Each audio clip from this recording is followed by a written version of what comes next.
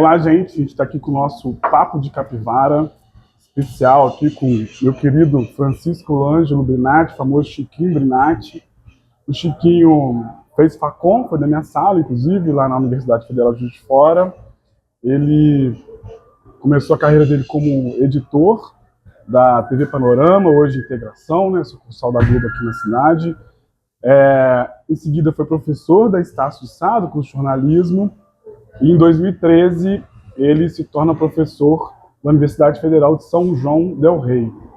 E desde 2020 ele ocupou o cargo de pró-reitor de Extensão e Cultura, sendo um dos responsáveis aí pela coordenação do famoso Festival Cultural, Festival de Inverno de São João del Rei, e foi um dos responsáveis aí pela criação, pelo fomento, pelo crescimento aí de uma rede de festivais de inverno em cidades, a partir de universidades públicas do estado de Minas Gerais inteiro, algo muito importante para essa cidade, sobretudo porque a gente vive num país onde que muitas das coisas são concentradas nas capitais, então sempre é um desafio, né, de promover cultura, de fomentar aí a vida cultural e artística das cidades do interior, que são algo que é muito importante, né? A universidade pública tem uma responsabilidade e, ao mesmo tempo, uma oportunidade de estar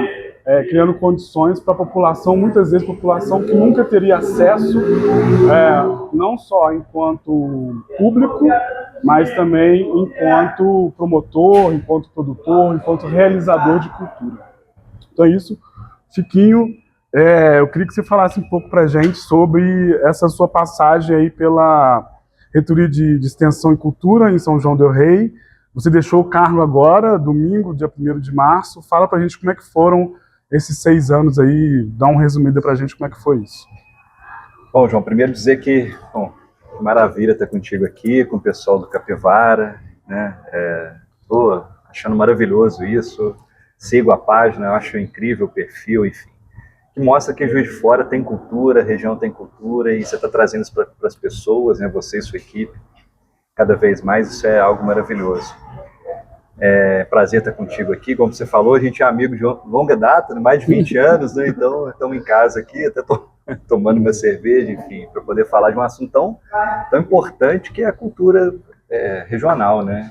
Enfim, tive essa oportunidade, foi um privilégio de estar lá na Pró-Reitoria de Extensão e Cultura nos últimos 6 anos. E aí, ao estar nessa Pró-Reitoria, também assumindo a função de coordenador geral do Inverno Cultural UFSJ, que é um dos festivais mais tradicionais. Ele está indo agora para a 36ª edição, né? Então, dessas 36, eu tive a oportunidade de estar em 4 delas, porque em 2 anos a gente teve a questão da pandemia e depois do corte orçamentário. E nos últimos anos, desde 2016 para cá, né, a gente tem uma campanha, vamos dizer assim, né, uma propaganda contrária às universidades públicas, às leis de incentivo, né, a gente vê as críticas em relação à Lei Rouanet, enfim. E aí a gente teve um afastamento das empresas que patrocinavam esses eventos. E aí esses festivais universitários, eles entram numa nova fase, que é uma fase em que eles foram realizados com recurso próprio da universidade. E aí a universidade, ela passa nos últimos anos também com crise orçamentária, né, durante os governos Temer, Bolsonaro, de não ter esse recurso para fazer um festival. Só que muitos deixaram um pouco daquela formação de agentes culturais, de oficinas, produção cultural, de movimentar o mercado de trabalho da cultura, que gera muito emprego. Então, um festival desse tem contratação de prestador de serviço, é a pessoa que vai fazer a faxina, é o segurança que vai estar dando apoio a esse evento, é a pessoa que vai pintar o espaço cultural para poder você fazer. Então, assim, movimenta muito o mercado de trabalho da região também. Então, a gente decidiu, lá no caso da Universidade Federal de São João del Rei, manter o festival, né, mesmo diante de muita luta em busca desse recurso. Que nos últimos anos a gente foi conseguindo, inclusive, com emendas parlamentares, no primeiro momento do deputado Reginaldo Lopes, e aí cabe aqui também mencionar a deputada Ana Pimentel, que é quem nos tem ajudado também por emendas nos últimos anos, e também numa articulação em conjunto, que a gente propôs junto ao FMG, Federal de Minas Gerais, com o Fernando Mencarelli, que é o pró-reitor de Cultura, com o Marcos, que é o nosso pró-reitor de Cultura aqui da UFJF, a Universidade Federal dos Vales do Jequitinhonha, em Mucuri, o UFPJM, também com o seu festival, a UFOP com o Festival de Inverno.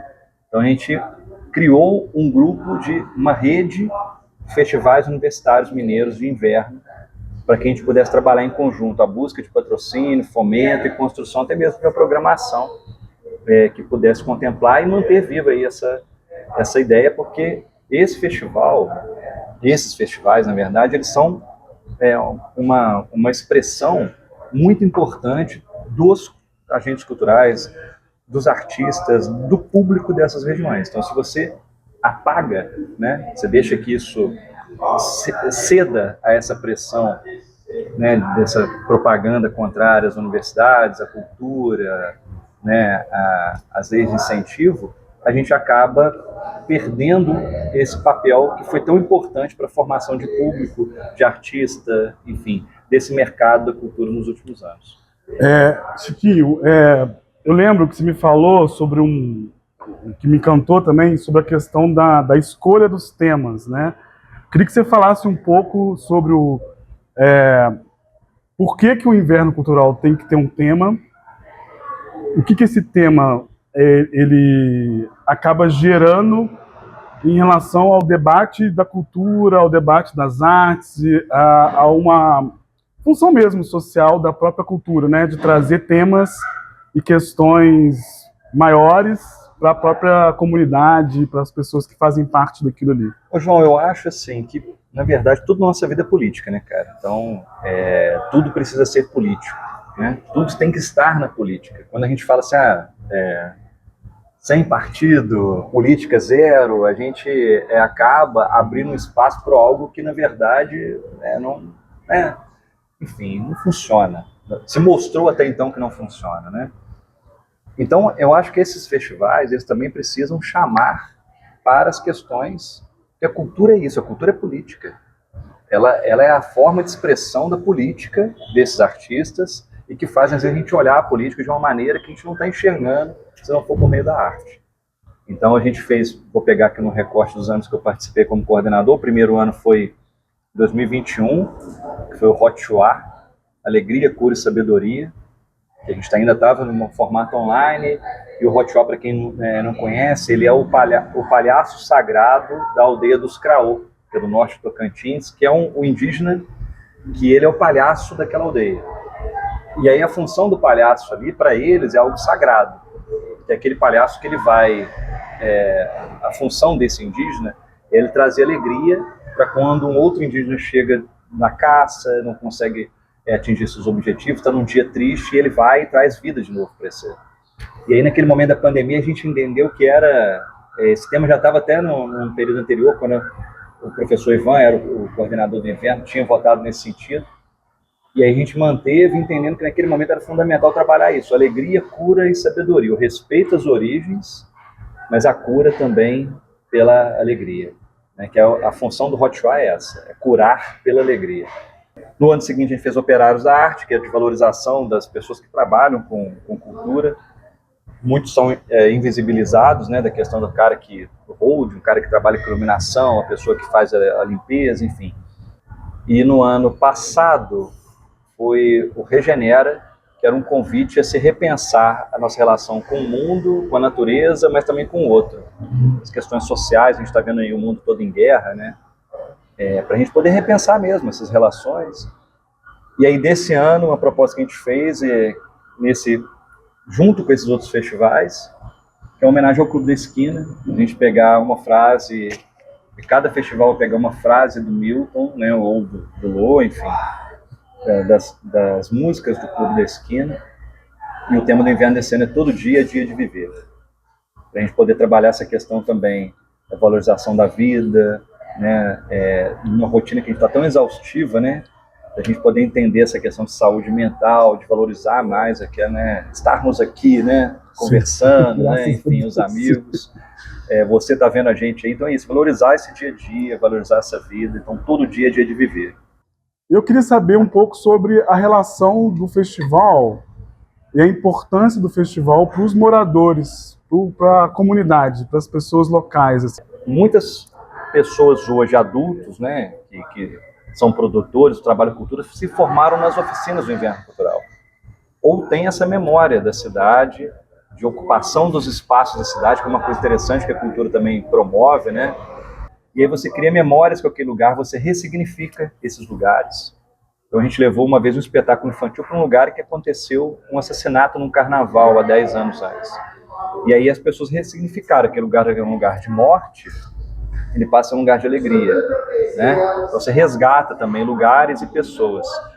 E aí eu lembro da última vez, por exemplo, que foi um negócio bem interessante, que uma menina de 9 anos de idade, ela foi atriz de um filme que a universidade produziu na política de artes, lá com o apoio da política de artes, uma professora gravou esse vídeo. E aí todo mundo falando sobre o processo de produção do filme e tal. E aí eu perguntei para ela, e aí, você ficou feliz de fazer o filme? Aí a menina virou e falou assim, eu tô muito feliz, tô emocionada, ela chorando, né, bonitinho.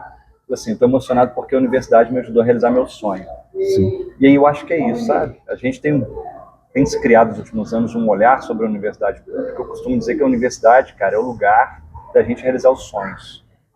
E aí realizou o sonho dessa menina de ser atriz, realizou o sonho da professora de gravar um vídeo, realizou o nosso sonho de ser jornalista. É o lugar de você realizar esses sonhos, sabe? Então eu acho que é muito interessante por isso.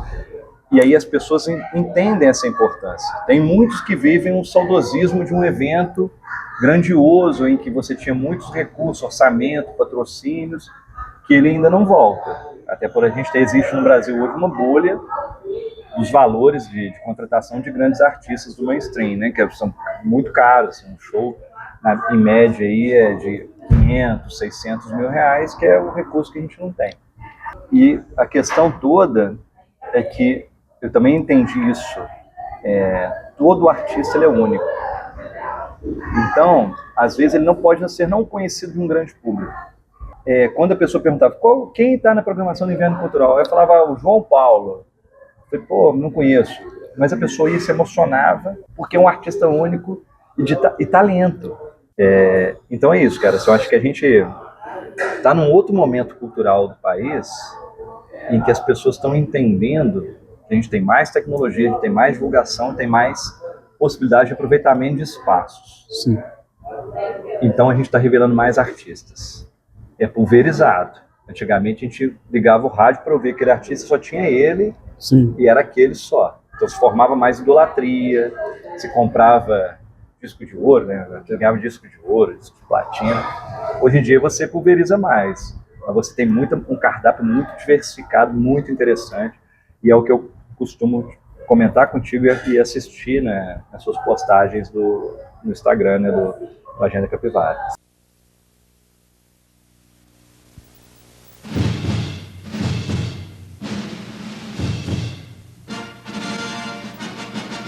Ao Zé Pasnel, Nós é Poeta, Produções Artísticas orgulhosamente apresenta...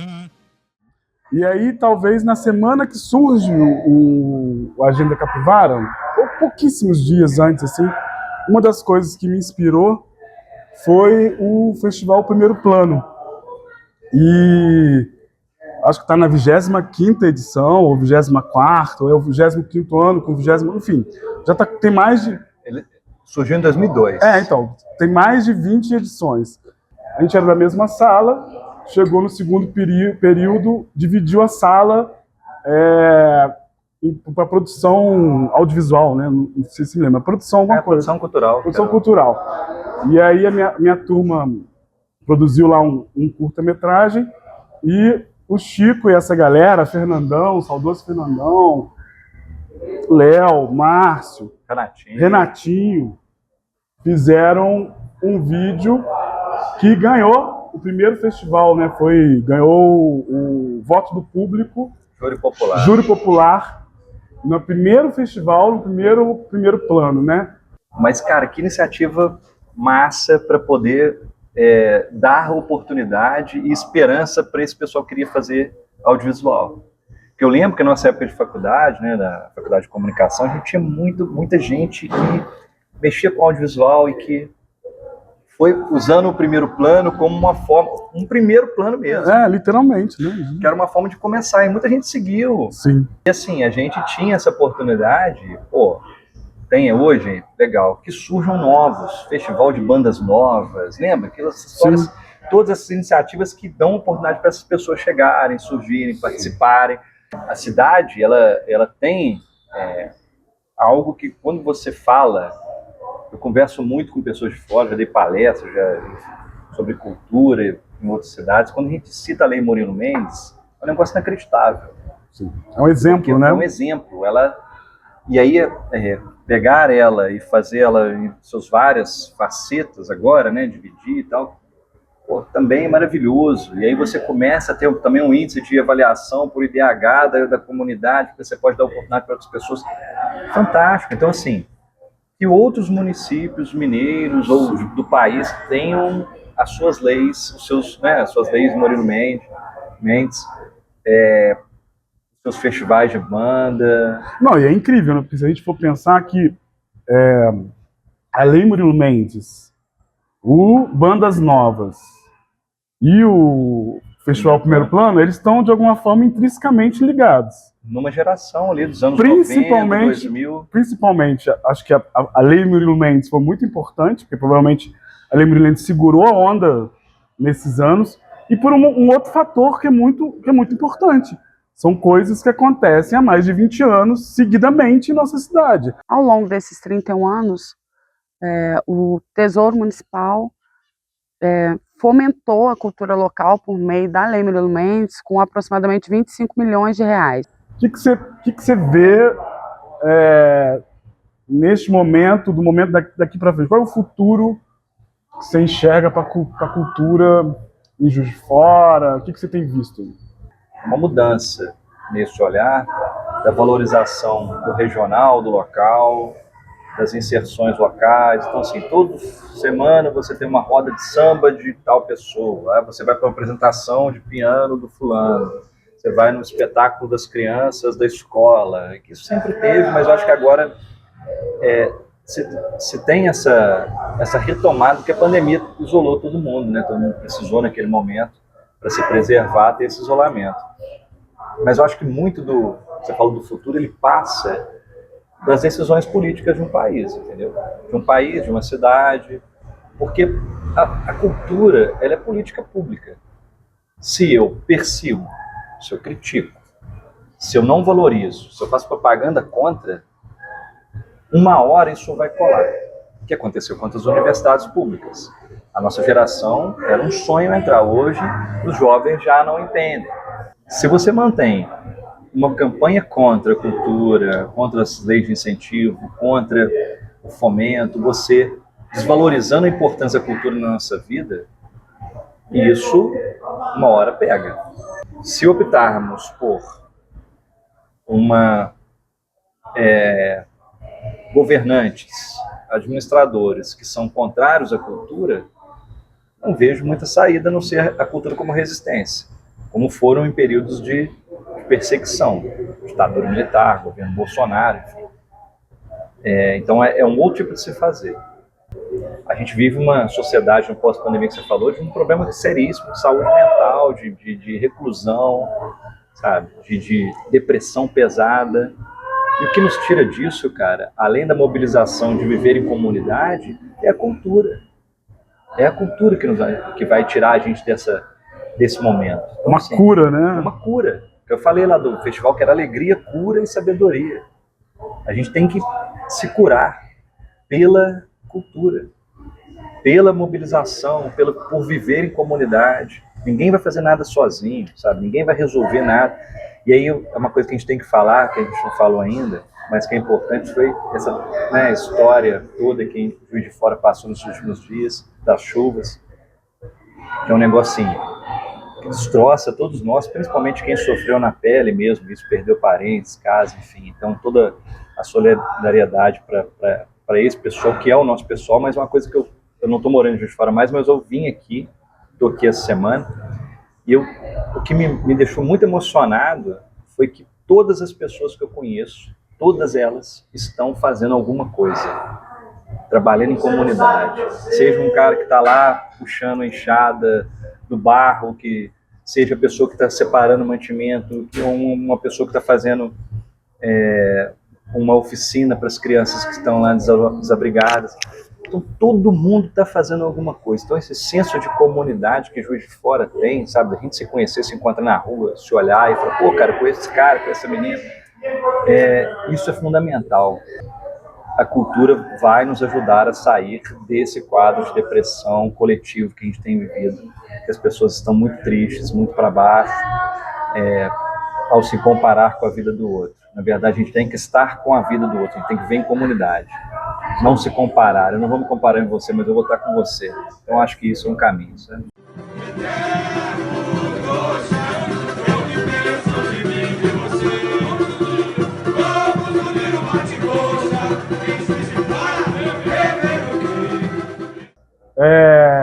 Em 2015, 2016, não sei exatamente qual ano, você e o Renatinho resgatam o bloco da imprensa, assim, que foi muito interessante, no momento em que não tinha muito o que fazer, que as pessoas só pensavam em sair de Juiz de Fora, e vocês dois, né, e era incrível, porque semanas, meses antes, estava você sempre mostrando pra gente o samba daquele ano, a letra que você e o Renatinho tinham feito, e era muito prazeroso. Vim aqui justamente hoje, a gente está aqui no Caminho da Roça, que foi palco aí desse reavivamento do Bloco da Imprensa, Érica, enfim, vários personagens aí do jornalismo local. Comendo o torresmo do Léo aqui, que clássico. Exatamente.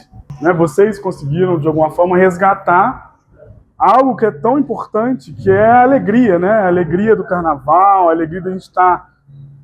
o direito que a gente tem à alegria, o direito que a gente tem não só à alegria, o direito que a gente tem à rua, ao espaço público, e mais do que isso, mais uma vez, falando sobre a importância da cultura como ferramenta política, né? Da criação de sambas, de letras, que falavam do momento, daquele ano, e traziam uma mensagem importante, não só para quem ouvia, mas também para quem estava fazendo aquelas letras. Eu queria que você falasse um pouco aí como é que surgiu, como é que foi essa experiência, e de alguma forma também como é também um vazio a gente não ter nesse momento o Renatinho podendo pular esse carnaval com a gente.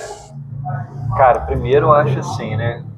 Não fui eu nem Renato, essa galera que resgatou. O bloco ele existe desde os anos 90, né? Foi criado lá atrás por uma turma, Nelson Júnior, que está aí até hoje, assumiu, né, a banda aqui, que massa isso, né, de manter essa tradição. Cláudio Figueiredo, várias outras pessoas. Quem nos leva para o bloco, na verdade, até o Marcelo Pacífico, que nos deixou esse ano passado aí, que era um radialista da cidade, trabalhei com ele na Rádio Panorama. Marcelo, ele sumiu o bloco, levou ele para frente da TV que a gente trabalhava, e o Edson Gaguinho, que era editor na TV, um grande sabia, um amigo queridíssimo, começou a falar, pô, Chico, vamos fazer um samba junto, vamos começar a fazer um samba. E aí aquilo foi virando um grande encontro dos jornalistas da cidade. E aí que não foi por minha causa ou pelo Renato, acabou que num momento depois, quando vem para cá, pro caminho da roça, o Renato assume esse protagonismo, junto ali com o Pedrinho, né, a Érica, a Júlia, a Pessoa, enfim, junto uma galera da nossa turma ali, que começou a organizar o bloco aqui, eu ficava responsável por fazer as letras, eu, Gaguinho e o Renatinho. E foi lindo, né, cara? A gente brincava com as letras meio proféticas, assim, porque a gente cantou o Passaralho, que era a demissão em massa dos jornalistas, aconteceu naquele lugar. Aí a gente ficava com medo de o que nós vamos cantar, porque vai...